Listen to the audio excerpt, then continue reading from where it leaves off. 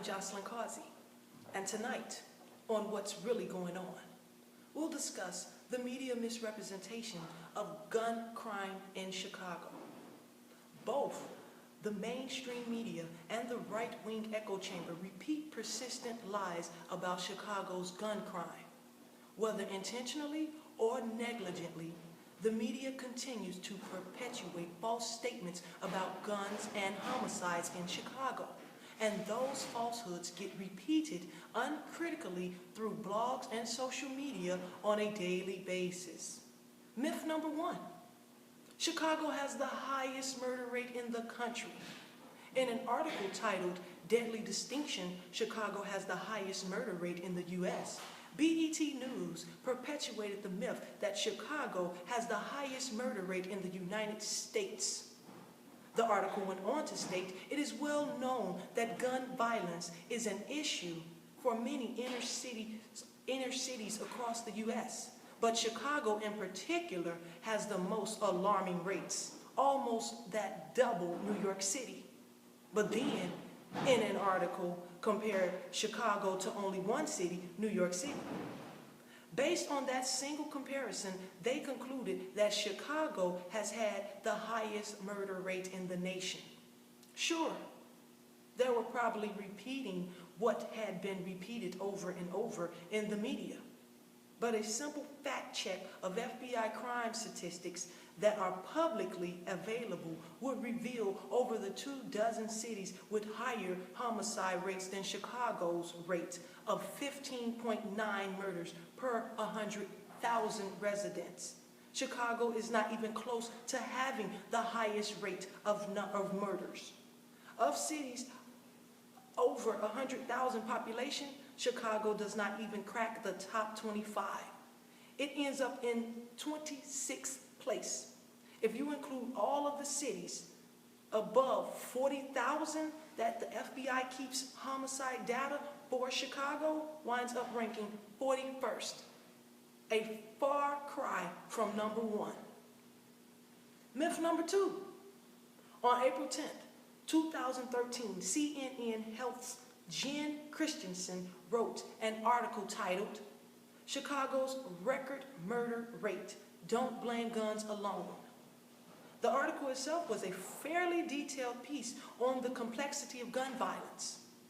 But the title and the text implied that Chicago had a record murder rate in 2012. Where this myth originated is not clear. But the New American's Bob Adelman penned an article titled Homicides in Chicago to establish a new record in 2012. Who's to blame? Where he goes on to proclaim that Chicago is about to set a new record for violence, according to the Chicago Tribune. The 506 homicides Chicago recorded in 2012 did not even approach the city's record. In 1974, Chicago had 970 homicides, nearly double the total in 2012. Every year from 1970 to 2003 and the year 2008, all record rate all exceeded the 2012 homicide total in Chicago, reporting a homicide rate that is just barely over half the record rate, as a record is irresponsible journalism. Myth three, Chicago's homicide rates prove gun control laws do not work. Myth number three relies on myths. Number one and two as a foundation, and then argues that because Chicago is the murder capital of the United States, and because last year was a record year for homicide, then the city's strict gun laws must be a failure. Following this logic, they argue that gun control is actually the reason the murder rate of Chicago is at a high record, and that gun control is the reason Chicago is the nation's deadliest city. Of course, because the entire argument is built upon piling one piece of misinformation on top of another.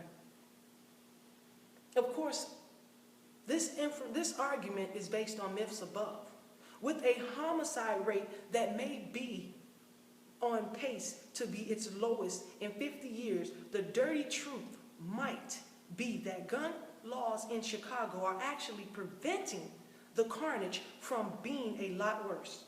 To see what Chicago might be without its gun laws in place, one could visit New Orleans, Detroit, or nearby Gary, Indiana, for some field research. But there is no guarantee that the researcher would survive the experiment, because those cities are not nearly as safe as Chicago. Myth 4. Living in Chicago is more dangerous than being a soldier in Afghanistan. Hence the term Chirac. Okay? This insidious bit of sophistry leads to sensational headlines like proof gun control doesn't work. Those who believe soldiers in Afghanistan are safer than residents in Chicago simply demonstrate their fundamental innumeracy. The statistically illiterate fail to recognize the simple fact that Chicago has 2.7 million people, and that there are fewer than 100,000 troops stationed in Afghanistan.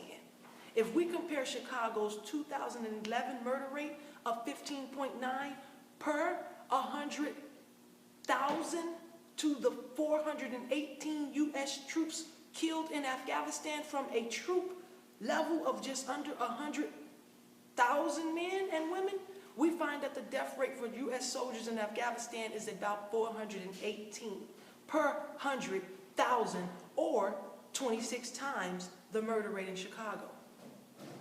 Reasonable people can disagree on whether Chicago's gun laws are sound policy or not, but journalists, bloggers, and pundits have a responsibility to base their arguments on the facts and not on the perpetuation of myths that are either too lazy or too ignorant to fact check. Decisions made or opinions expressed that are based on foundations of falsehood are simply not worth the paper they are printed on. 2011 homicide rates for cities more deadly than Chicago. Let's name a few. Camden, 60.6 murders per 100,000 residents. New Orleans, their rate is at 57.6. Flint, Michigan, 50.8. Detroit, Michigan, 48.2. Gary, 37.2. New York, 36.5.